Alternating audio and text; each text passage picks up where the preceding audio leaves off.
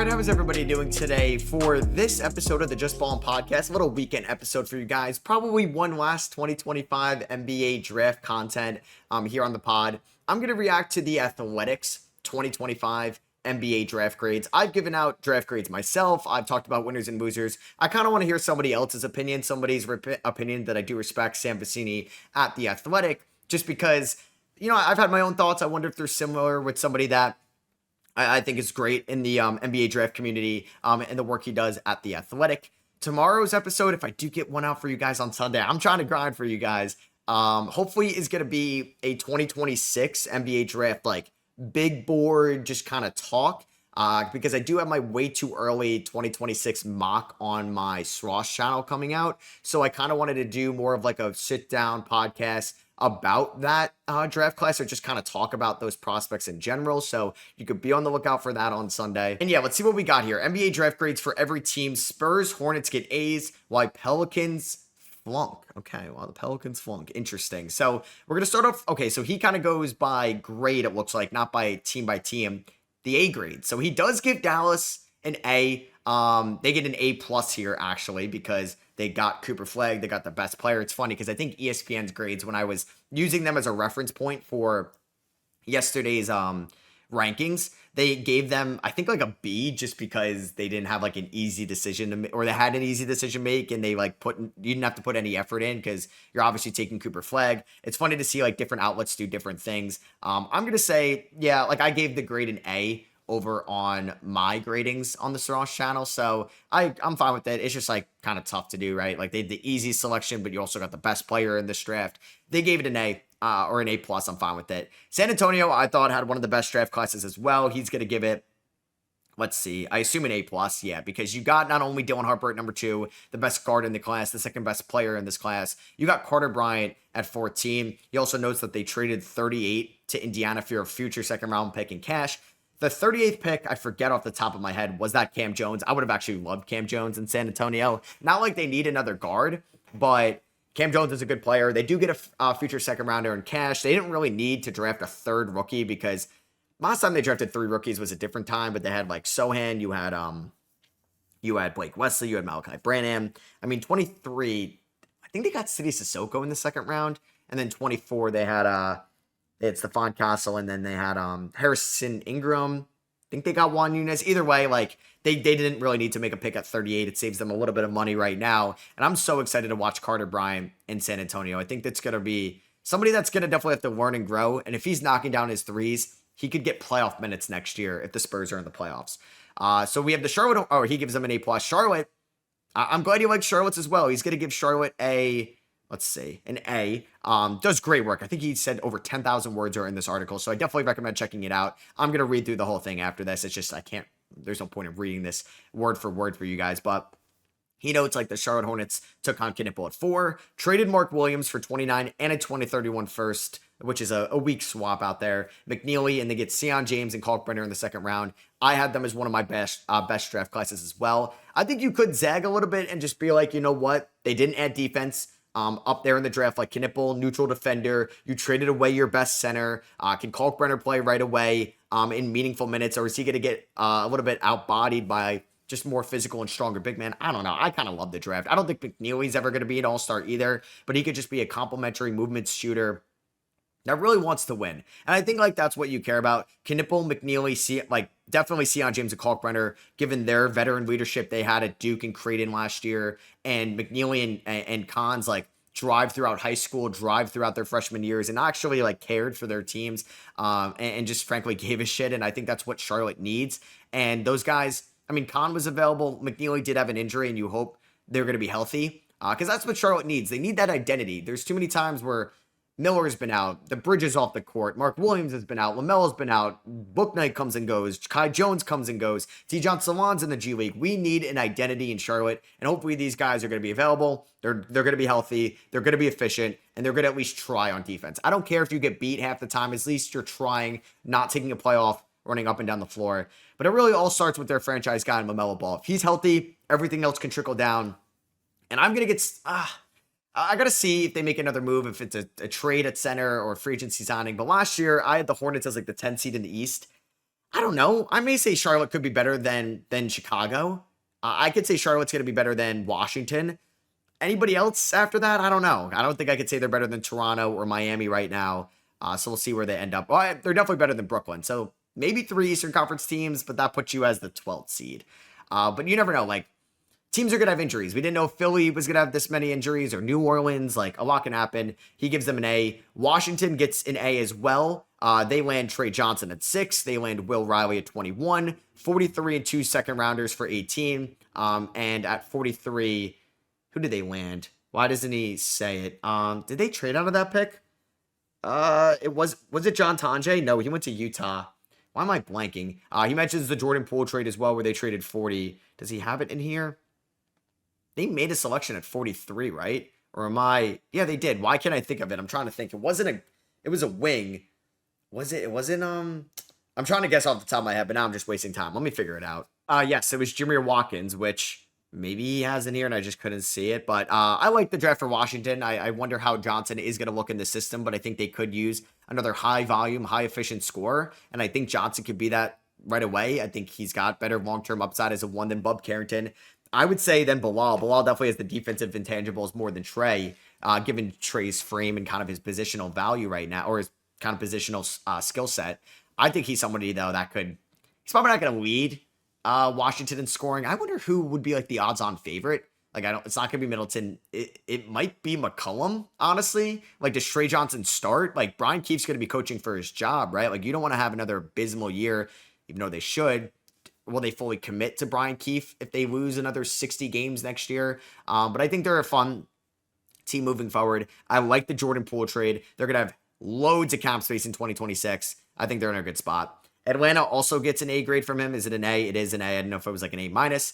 They acquire Kristaps in a second in a 3-team trade for Niang, Man, and 22. They traded 13 for that very appealing 2026 swap between Milwaukee and New Orleans. And then they also selected Asa Newell at 23. I found this out on the stream, but I wonder, I mean, it's a different regime by far, but like John Collins, right? He wasn't a shooter at Wake Forest. He took 1 3-point attempt, didn't hit it. And now he shot 39% or 40% from 3 last year for the Jazz on 148 attempts. Could they just kind of make Asa Newell that guy? Because they're kind of similar in a way. I think Asa is a little bit more of a bruiser downhill than Collins. Collins is a little bit more finesse based, but I don't think they're far apart. And Newell's form, I don't dislike it. I think it can definitely be something, and that can be an extremely valuable player. I don't think Newell's ever going to be an elite defender, but if you have like Dyson Daniels, if you have Kristaps Porzingis around him, it could be good for the start of his NBA career. I said I liked what Atlanta did as well. So now we have B+ grades. Teams that exceeded the value of their assets. So Oklahoma City is here at 15.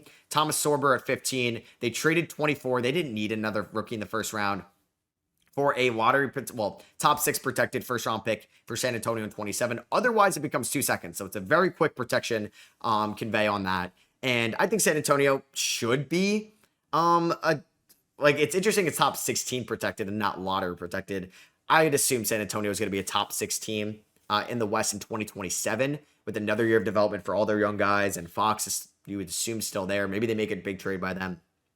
And they get Brooks Barnhizer at 44. Somebody that was banged up last year at Northwestern, but can be just like a gritty defender for you. He was a better 3-point shooter in 2024, but I like it. I definitely had a feeling he was going to get drafted. And I think Sorber at 15 is really good for what OKC is building. I think Berenger would have, I would have liked him more, maybe in Oklahoma City. But I think Sorber's a great fit. I don't think he's like day one ready as like this rim protector, this perimeter defender, the shot blocker at the NBA level. And obviously he's coming off the foot injury, but in Oklahoma City, where, hey, you may need to play if there's an injury to the big men. We saw J-Dub have to play center last year. You never know what can happen. But he's somebody that I think can learn, grow, like from Chet, from Hartenstein, from a team that is going to probably win 50-plus games, be a top 2 seed at the minimum next year. And that's going to be a great foundation. Hartenstein's got that team option in 2027. They're going to get expensive after Shea Supermax, after J-Dub and Chet extensions. The Caruso extension kicks in. They may have to say goodbye to Hartenstein because of the second apron looming. Now, Thomas Sorber, not going to be Hartenstein right away, but you hope that he could be a good enough rotational big man going through Chet and maybe some other big men they add along the way. And I like a flyer on Barnhizer. They get a B+. Next up, we have the Memphis Grizzlies. I think ESPN gave them a C minus. So it's interesting to see like ESPN. I think that was Kevin Pelton who did that article for Sam Vecini, who likes Memphis a little bit more. I like Memphis's draft. Now they did give up 2 future second rounders, and they gave up the 2028 unprotected Orlando pick to go up and get Cedric Coward. So they must have assumed that Coward was going to go maybe to San Antonio, definitely to OKC. I didn't think he was going to go, like, I don't know, maybe Atlanta just takes him at 13 and there's no Derek Queen trade, but you would have run a pretty heavy risk. I assume San Antonio would have taken him at 14, OKC at 15. So you gave up that first, which I think is fine. Orlando should be good in 28 given their core. You get such a Coward who you're taking a heavy risk on him. He was a very impressive player throughout 6 games. For most part, Peyton Sandford did very well against him. I watched that game the other day because I saw a Twitter clip and I was like, you know what? I'm just going to watch that game again. And Peyton Sandford, I mean, like, kind of schooled Coward in a way, but Sandford's a very skilled offensive player in college. I think he's going to be fine. I like Coward a lot. I think it's a great system for him. I think it's a great place for him to grow. That's had a solid track record with these type of players. They take Javon Small at 48. I thought that exceeded the value for where they got him. They traded 56 to Golden State for 59 and a top 50 protected 2032 second round pick in the draft rights to Justinian Jessup, who I believe, don't quote me, played with Ben Suraf and Noah Essengate at Rasho Farm. And they get Jemai Mashek at 59, who I had a second round grade on. I had somebody that, like I said, he should get drafted. He's a high energy, high octane, like just bounces all over the floor. And I think that's just another grit and grind, you could say, Memphis Grizzly. I like their draft as a whole. They get a B+. Utah, we got Ace Bailey, who is going to report to Utah. I feel bad for Ace. I don't feel bad for his camp with all the misinformation. And I don't know if it's the media driving it. I don't know if it's Ace's camp driving it, where he's not going to show up. He's not flying out with Walter Clayton. I don't know if we got a confirmation. I haven't really been on Twitter a lot today. But it was reported, I think, by Jonathan Givony of ESPN that he was going to report today, Saturday. I assume he's going to play for the Jazz. They have his draft rights. He's not going to say no. He's going to cost himself millions and millions of dollars, and you don't want to play or have a staring match with Danny Ainge. You're not going to win. Daryl Morey and Danny Ainge, the two guys that are never going to budge. They're stubborn, they're arrogant, and they're going to get their way. And they take him. I love it. They get John Tonje at 53. I like John Tonje a lot. John Tonje. Utah, it's just like, what's the direction? What's the timeline? Where are the touches? But I like him still, nonetheless. And they take Walter Clayton at 18, who I think could be a very fun 6-man one day. I don't think he's ever going to be a starting point guard. They gave up 43 and 2 future seconds to get Clayton Jr. So it's a hefty price a little bit to move up 3 spots. But I like Clayton Jr. more than I like Will Riley. So I'm a fan of that for Utah. And hey, maybe in a perfect world, Ace is your starting 3. You have Kessler at the 5. Probably Keontae George at the 2. Maybe it's Isaiah Collier at the 1. But I think maybe you find a good long-term point guard one day. Maybe that's Darius DeCuff next year. You never know. And Clayton could be a really good, like, high-volume shooting 6-man for you. Like maybe Peyton Pritchard-esque. They get a B+. Orlando, they get Jason Richardson at 25. They traded 46, 57, and 2 future second rounders for Noah Penda. I know Sam Vecini's higher on Noah Penda than me. I didn't like that. If they moved up to get, I mean, Fleming would have been fun, but he was off the board at 31. If they got a Adu Thero, I would have liked that a little bit more. Sion James, Chaz Lanier, I liked more than Noah Penda. Or Cam Jones even. That I would have loved. Oh my God, if they got Jason Cam Jones, those are like some of my guys. Those are actually my guys of this draft that I'm way higher on than the consensus. But they take Penda, who kind of fits Orlando's mold. Not a great shooter right now, but has a little bit of mid-range to him. Physical, stocky, bruiser on the defensive end of the floor. Great strength, great frame right now. And he's, I believe, 20 years old. I love Jace Richardson. I think he went a lot later than he should have. It's because of the size, and I think Orlando is a great place to hide, in air quotes, his defensive deficiencies, which I don't even think is a bad defender. We'll see how that looks at the NBA level, but I think he's quick enough. I think he's strong enough at his size. The wingspan is solid. He's not going to be able to guard 2s or higher one day, but I think he could be a serviceable enough guard at the 1. Maybe in a playoff series, you can pick at him a little bit, but Peyton Pritchard survived. Mike Conley survived. A lot of guards. Well, Mike Conley, that's a bad comp. But like smaller guards have survived in the past. I think Jace will be okay. TJ McConnell has survived. Okay. He'll be okay. Toronto gets a B+ as well. People really like Toronto's draft. I'm like a little different on Toronto. I don't mind it. I don't love it. I don't hate it. They get Conmurray Boyles at 9. Just didn't feel like a Masai pick. Maybe it wasn't a Masai pick given that he got fired. or they parted ways. And Elijah Martin at 39. I had a couple other guys ranked ahead of Elijah Martin, and I don't know if they needed another defensive first, like questionable shooter with the volume as Martin, but Martin, smart defender, can switch. They have like 6 to 7 great defenders on their team, or good defenders at least at the minimum. And they get some of the best in this class. I'm excited to see Murray Boyles in Toronto. I think he thrives in the paint, but will that paint be freed up if Pirtle's out there, if Scotty Barnes is out there, some questionable shooters? So we'll see kind of like what lineup iterations Darko Rajakovic deploys Murray Boyles with, but I'm excited to see him in Toronto nonetheless. Kasparis, well, they get a B+. Miami gets a B+ as well. Great value getting Kasparis at 20. I was a big fan of that. Kasparis was ranked 7th on my big board, and the Heat got him at 20. And honestly, I know the Heat Pat Riley hasn't made the best moves, but you know what? Nikola Jovic, for where he was drafted, a good pick. Jaquez could be better, could be worse. Khalil Ware's been a good pick. Pele Larson's been a good pick. The Heat have done a good job drafting as of late, and they always kind of have, right? Bam at 15? Or was he 14? I think it was 14. You're a Tower Hero in the early teens as well. So I trust this pick, and I'm glad Kasparis is going to have a decent... I know they re-signed Davion Mitchell, but he's going to have, I think, some volume next year, given their point guard depth right now. B grades, teams that got the value they should have. So I'm surprised. Teams got the value that they should have. So wouldn't you say that Dallas should be in here? Because Philly's in here. Dallas, we started off with Dallas, correct? Yeah, Dallas. Okay, I don't know. I feel like that kind of screams what Dallas got. San Antonio maybe did a little bit better. So they get VJ Edgecombe and Janai Broome. I mean, man, after watching VJ Edgecombe, I couldn't watch it on the stream, but I watched it. Obviously, it went viral. Like VJ Edgecombe talking about living off a generator and how much this moment means to him and how much he's going to grind in Philadelphia. Like, Sixers fans got to be so thrilled because it's also just such an easy guy to root for, and you really hope that he's going to become maybe not a star in this league, but a superstar in this league, because he displayed that at Lou High. He displayed that at Baylor, the high energy, the high intensity, not taking plays off, a great defender at the point of attack. And I think Philly could use that because you know what? Who is the point of attack defender? Who is somebody that's going to pick up the most talented ball handler on the other team?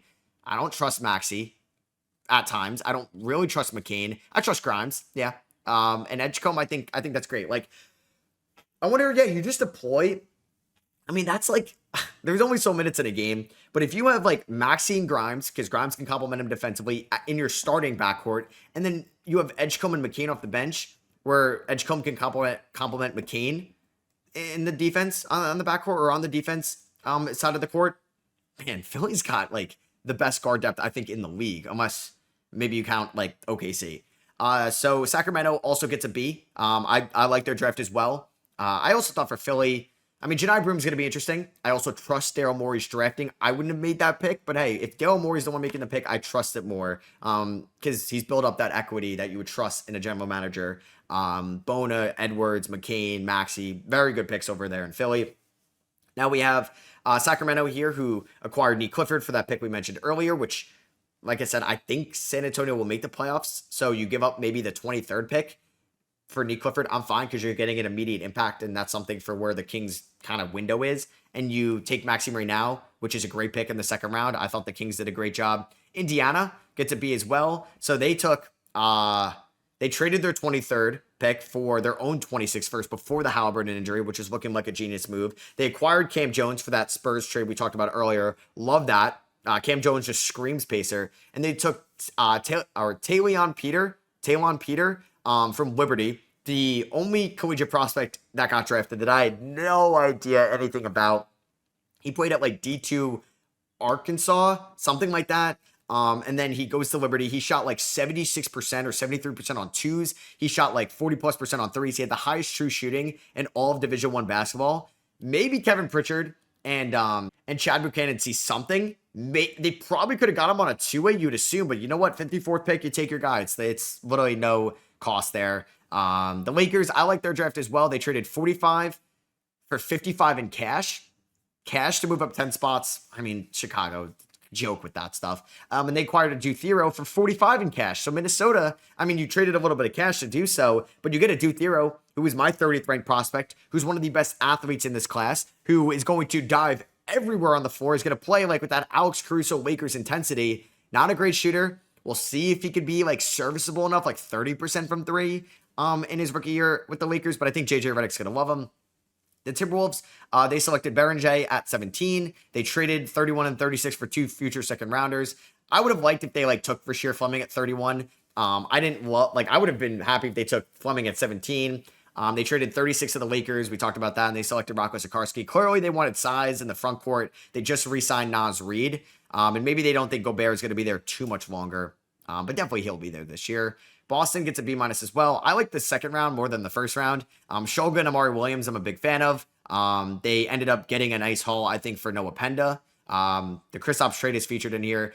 I wasn't the biggest fan of the Hugo Gonzalez pick, but next year is kind of like a testing year, right? What's going to happen in Boston with the Tatum injury? Surprised he doesn't like Phoenix's draft that much. I thought they did well. Like Rasheer Fleming and Kobe Bryant in the second round are phenomenal picks. They got Mark Williams, which maybe you're like, you know what, do they really need Mark Williams and come on my watch? You have to pay Mark Williams in a year. Can he stay healthy? There's plenty of reasons to hate that deal. But get him, come on my watch at 10 was my 10th ranked player. So they got him equal value. They got the best big man in the draft, which I love for them because they had no centers and they added 2 on the night of the draft. Well, you had Nick Richards, so I guess you had 1. I liked it a little bit more, so I disagree with that. So he gives them a B-. Chicago gets a B-. I also didn't love Chicago's draft. Noah Essengate at 12. I would have preferred Carter Bryant. I would have preferred Derek Queen for Chicago as well, or Thomas Sorber. And then at 45, they trade down 10 spots for cash, or for basically cash, like really Jerry Reinsdorf. And then 55, Lockron Obrick, who I do like. I think he's a high-energy guy off the bench that can run the floor extremely well for a big. The Cavs, Tyrese Proctor at 49, Savio Niang at 59. Now, the Cavs have been very active since the draft. They traded, well, I could have mentioned it for the Bulls. Today, they traded Okoro for Lonzo, and they draft Proctor. Niang's definitely a stash guy. He's not going to play next year because they're so close in the apron, or it's so close to the second apron. I'm starting to think Ty Jerome is not going to be back. Right? Like you add Lonzo, you add Proctor, you have Craig Porter Jr., Donovan can play the 1 in a pinch, you have Garland. I'm starting to think, yeah. And they re-signed Sam Morril as well to like a $9 million a year contract for 4 years. I'm starting to think Jerome is gone. So I think Proctor could play. I mean, right now he's maybe the 4th string point guard, but I think he's somebody that can help them right away. Golden State's draft, I like Will Richard a little bit more than Alex Tui. But Tui went 52, which I think is actually where he should go around that range. Some mocks had him like end of the 1st, early 2nd. I would have disagreed with that a lot. Detroit gets Chaz Lanier at 37. Love that pick for them. Hey, a Lanier in Boston, or a Lanier in Detroit just feels right. Milwaukee, I said this a couple times, but like the fact that Shams right before the pick is made is like Giannis is like very involved or is looking very closely at this pick for Milwaukee, and they take like an international project. I don't know what's going on. And I don't know if Giannis was scouting Bogoja Markovic from the Adriatic League. So we have the C grades, value-based or team-building-based questions. So he has Yang Hansen here, the 16th overall pick, and they also got that first rounder down the line. I mean, you kind of know my opinion about this trade. I think there's so much risk into it. Now, yeah, they got an additional first, which is good for Portland down the line, but they drafted Klingon last year, so I don't think Yang is going to play too much in his rookie year. Maybe they buy out Aiden after the deadline. Maybe Williams is gone as well, and we get to see him in the second half. But I do think there's a lot of risk to that pick. The Knicks, I could have guessed, man. I mean, I tweeted out they were going to take Muhammad Diawara with their pick. So they trade down. They tease me to thinking we're getting Kobe Sanders. They trade down so they get draft rights to Luka Mitrovic. They just have draft rights to throw in trades later on. It's something that Leon Rose likes to build up as our draft rights. We'll see if James Najee will be something for them next year. So we didn't really like the Clippers draft. They selected Kobe Sanders and Niederhauser. I did have Sanders ranked fairly close to Niederhauser, and they went 20 spots apart. I would have liked Kalkbrenner a little bit more, or Rasheer Fleming. I don't know if there's a point guard I would have loved for them. Like Javon Small at 30 was kind of would have been a reach, or Proctor as well. I would have liked Cam Jones at 30, if we're being honest. But they take Niederhauser, who is not like a great rebounder, but he's not going to need to play a lot with Zubats playing. But like if Zubats gets hurt, I don't know if he can really play a decent amount for you right away. The Nets get a C as well. We know about their class. Demon, Traore, Saraf, Wolf, and Drake Powell. And they had to absorb Terrence Mann's contract into cap, or with their cap space. I mean, I don't want to dunk on the Nets draft anymore. I'm kind of over it, and now I'm just excited to see them in Summer League. I'm excited to see them next year. I just don't know where the minutes are going to be. I mean, Saraf might spend time in the G League. Traore may spend time in the G League, but also, like, They don't have a lot of depth right now. They don't have a great young core. I think you want to get these guys as many touches together as possible. But if there are enough minutes, are you going to have like 3-guard lineups at a time? Can you start Traore and Demon with both of their shooting deficiencies? Jordy Fernandez is going to have to get creative this year. I don't mind the Powell pick, a little bit of a reach, but I don't hate it. I like the Wolf pick a lot. So he actually has the Pelicans. So he has them C-. And lastly, is this the last team? He gives the Pelicans an F. Wow. Okay. So he really doesn't like it. I'll read a little bit of what he says. This was among my least favorite drafts since I've been doing this. Wow. Wow. He had Fears ranked 18th. He could see the case of him 7th with legitimate upside swing with how special the handle is. He was a poor finisher. Yeah, he was at the rim and a shooter last season. He turned the ball over too much. It was the worst defender selected in the first round. Damn. Sam Vecini going hard there. And then came the calamity at 13. First, we have to go back to the weekend when the team acquired 23 by sending Indiana its own 2026 first-round pick before Game 7. Why in the world this trade couldn't have waited until the Pacers were done playing, I do not know, which is fair.